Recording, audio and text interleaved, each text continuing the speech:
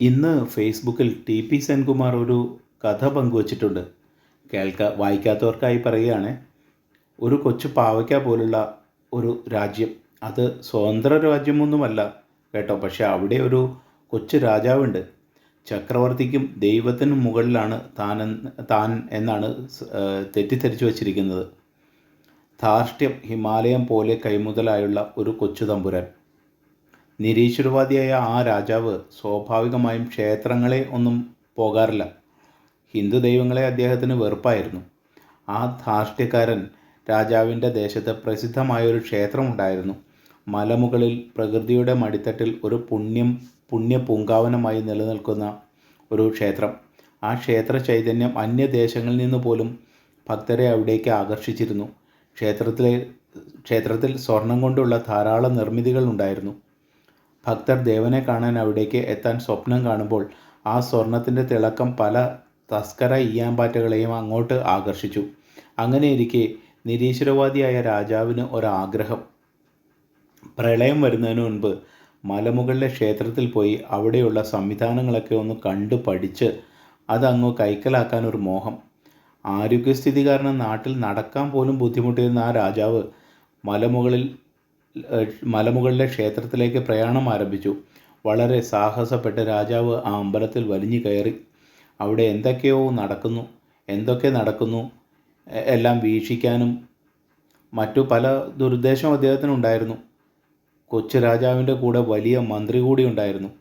കള്ളൻ രാജാവിന് താടി വച്ച ഒരു വലിയ മന്ത്രി ഇടയ്ക്കൊക്കെ വരും. വലിയ മന്ത്രിക്കും സ്വർണം തന്നെ നോട്ടം. അവിടെ താൻ നിയമിച്ച വലിയ മന്ത്രിയോട് രാജാവ് ചോദിച്ചു, ഇവിടെ നന്നായി പണം ഒഴുകുന്നു എന്നാണല്ലോ കേൾവി, തനിക്കെന്താ പറയാനുള്ളത്? വലിയ മന്ത്രി പറഞ്ഞു, ശരിയാ രാജാവേ, ഇവിടെ ധാരാളം പണം കിട്ടുന്നുണ്ട്. അത് ക്ഷേത്രത്തിൻ്റെ തന്ത്രിക്കും പിന്നെ മേൽശാന്തിക്കുമാണ്. അത് ഇടയ്ക്കിടെ അവർ ചാക്കിൽ കെട്ടി കൊടുത്തുവിടും. അതാണ് പതിവ്.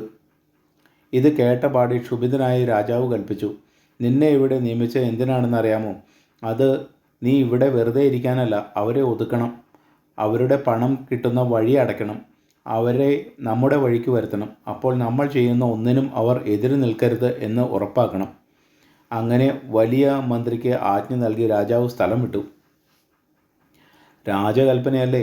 പച്ചവെള്ളം പോലെ തൊണ്ട തൊടാതെ വിഴുങ്ങി ശീലമുള്ള വലിയ മന്ത്രി തൽക്ഷണം തന്ത്രിയെ നേരിട്ട് വിളിച്ചു വരുത്തി പറഞ്ഞു, തന്ത്രി, നിങ്ങളുടെ ഇരിപ്പിടം മാറ്റണം. ഒരു 100 മീറ്റർ അകലെയെങ്കിലും ആക്കണം.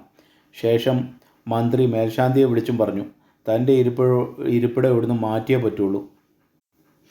അവർ ചിന്തിച്ചു, ഇരിപ്പിടം ഇവിടുന്ന് മാറ്റിയാൽ കെട്ടുകളുടെ എണ്ണം കുറയും.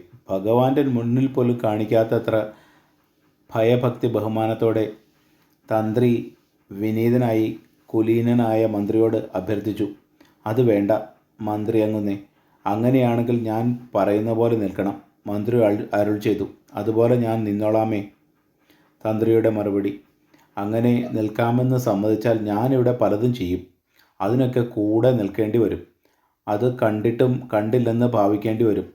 അത് ഞാൻ നിൽക്കാമേ, എല്ലാം അങ്ങയുടെ ആജ്ഞ പോലെ. അന്ന് തുടങ്ങിയതാണ് ഓരോ തരത്തിലുള്ള മോഷണങ്ങൾ. സ്വർണവും പഞ്ചലോഹ നിർമ്മിതമായ പല വിഗ്രഹങ്ങളും ദേശ അതിർത്തികളും കടലും കടന്നു. ഇതിൽ നിന്നെല്ലാം രാജാവും കൂട്ടാളികളും തലമുറകളോളം ഭാവി സുരക്ഷിതമാക്കാനുള്ള ധനം സമ്പാദിച്ചു കൂട്ടി. ഈ കഥയിൽ രാജാവും മന്ത്രിയും മലമുകളിലെ ക്ഷേത്രത്തിൽ നടത്തിയ മോഷണത്തിൽ കൊച്ചു രാജാവിന് മാത്രമാണ് പങ്കുള്ളത്, തന്ത്രിക്ക് പങ്കില്ലേ?